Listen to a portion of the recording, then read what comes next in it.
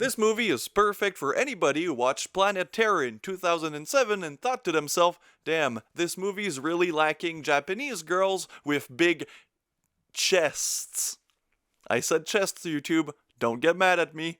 It's big zombie. Released in 2010, this film is a byproduct of the explosion of low-budget splatter horror films from Japan after the success of The Machine Girl. Adding to that the success of 2007's Grindhouse, we get this weird Grindhouse-inspired zombie flick that shares more in common with Grape Zombies than Planet Terror. The film starts with the ending, just like Seven. Art. And we see this girl surrounded by zombies as she tries to start up her chainsaw, but she cannot do it. However, she is saved by a tall Japanese girl with a sword. She also has tattoos. Then we get a little glimpse into what we'll get in the future with some pretty decent gore. Again, the effects aren't that bad, but it does rely a lot on very cheap CGI. Some people get split in half, we get some actual blood, and then we get some not so great 2010 After Effects blood splatter, but overall it's an enjoyable scene with some decent choreography. Then we go back to the past where we meet our group of characters. 5 dancers who work at the Paradise Theater, a very unsuccessful gentleman's club. In fact, in the first scene they get 1 customer and then later on they get 3. So you can imagine that their careers aren't going where they want them to go.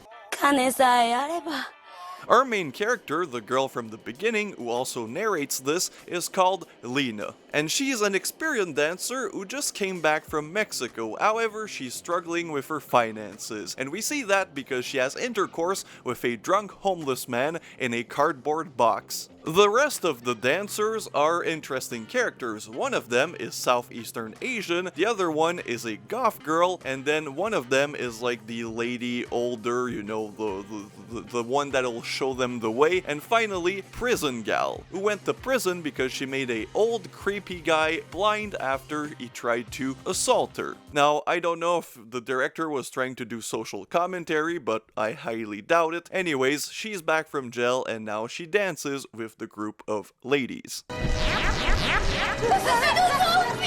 Goth Girl is an intellectual because she does constant references to classic authors, including French ones, specifically Georges Bataille.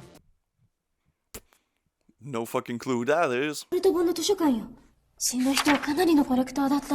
As I said, the club is struggling, so their managers, this sleazy bastard who dresses up like an American cowboy, sends them to a spa. Now, it's not the kind of spa you expect. These ladies aren't licensed. And they have to entertain a group of Yakuza, led by a very short man with a very funny voice, who will eventually sleep with our main character. That little lucky fella. The girls do their dances, but the Yakuza members are like, nah, it's time for the sumo wrestling. So the girls fight each other. Well, just our main character and Prison Girl, but you know, we still get to see breasts, accompanied by these very wacky cartoon noises. If you hadn't figured it out by now, this movie gets a bit wacky. Eventually, they all get drunk, and as I said, our main character sleeps with the main Yakuza guy, and they're not very satisfied with that, so they return to the Paradise Club. There they find a locked room. Oh, what can be behind that?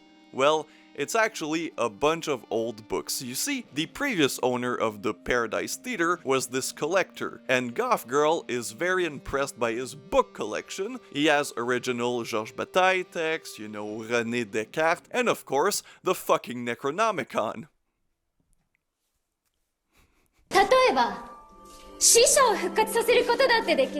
Which she reads because she's smart, so clearly she can read Latin, and this causes everybody who died in Japan to just become zombies and resurrect? Okay.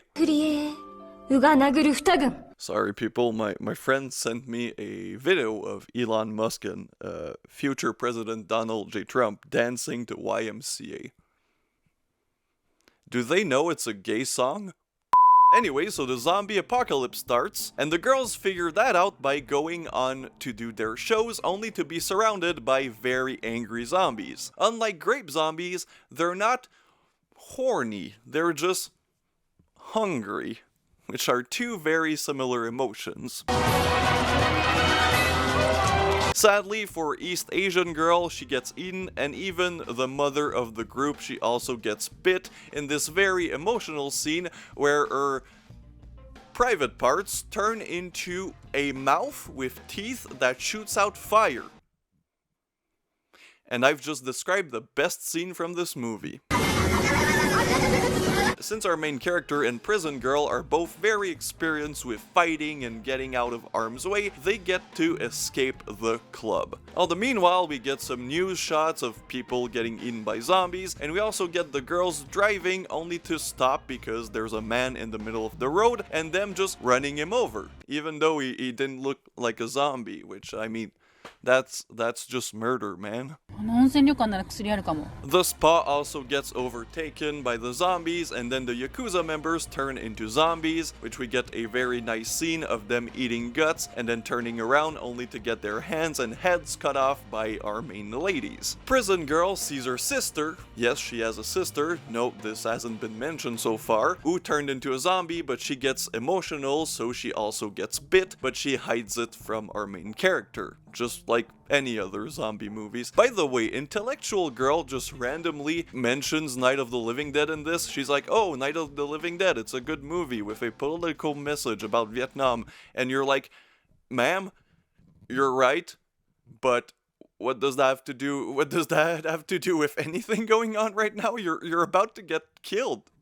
Like, stop it with the movie references. What's up, Speaking of Goth Girl, as any good Goth Girl does, she becomes the leader of the undead, basically because she has the Necronomicon, and we get this confrontation between our main characters and Goth Girl, and it just leads to a very awesome fight scene. We get more dismemberment, again, some of the effects are actually pretty good, a lot of people get chopped in half, but it's you know, it looks decent. And then we go back to the scene from the beginning, where our main girl is stuck because her chainsaw doesn't work, and she gets saved by Prison Girl.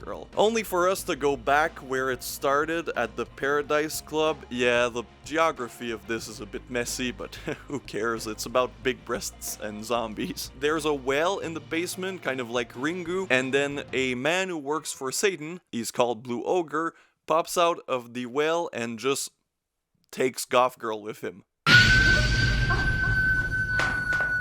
And then our main character goes to her manager and demands the money she's owed. But the manager denies paying the other girls since they're dead, so he just wants to pay our main character. So that leads our main character to take out the Necronomicon, read from it, to bully her manager into paying them. And that works because Prison Girl just comes back as a zombie, but like, she doesn't try to kill our main character, and then the movie ends. Yeah, the ending is way too confusing for a movie with this title, but you know, who's looking?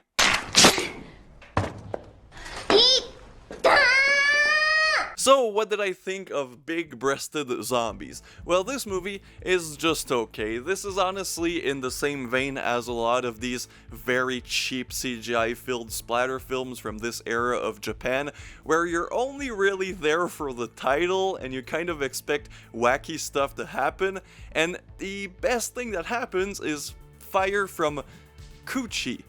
But like, that's just a little scene of the film.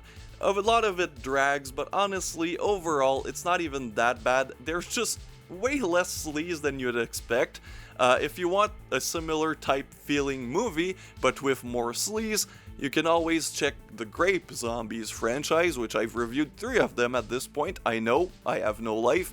And yeah, I would recommend those, even though the first one of that franchise really isn't that great.